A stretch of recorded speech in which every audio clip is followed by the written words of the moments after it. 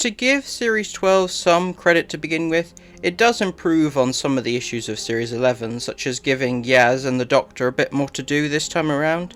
Unfortunately, it brings its own set of problems.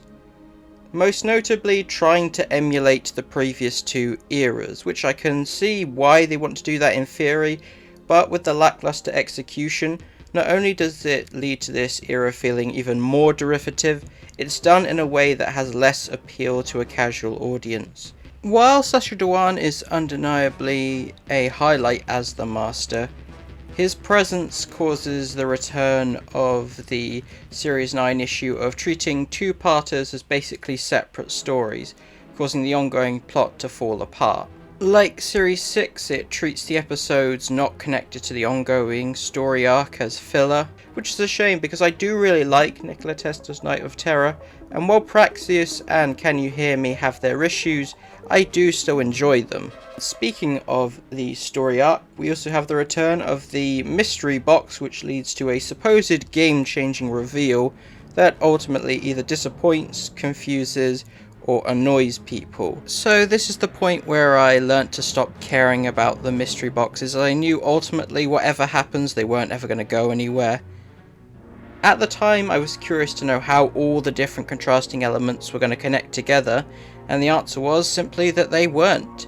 It's just a bunch of random ideas which in theory could have been brought together into a coherent puzzle, but ultimately had nothing to do with each other. The destruction of Gallifrey, a secret doctor, a Cyberman with emotions seeking some sort of device. Personally, I would have made Ashad be the one who invades Gallifrey, specifically for the purpose of trying to find the means to make sure Cybermen can survive without the emotional inhibitor. Thus, that's why they get the ability to regenerate, and the fugitive doctor is from a timeline where she fails to stop him and goes back to warn her younger self.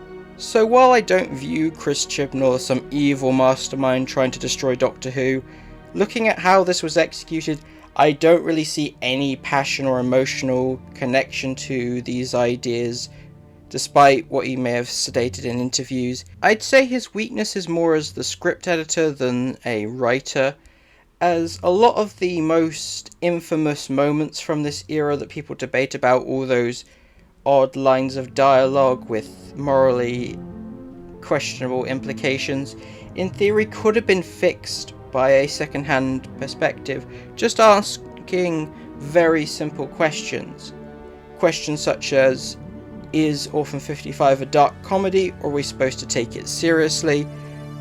Do the episodes need so much exposition? And does the 13th Doctor have some superficial and callous tendencies, or is she just too anxious to open up to people?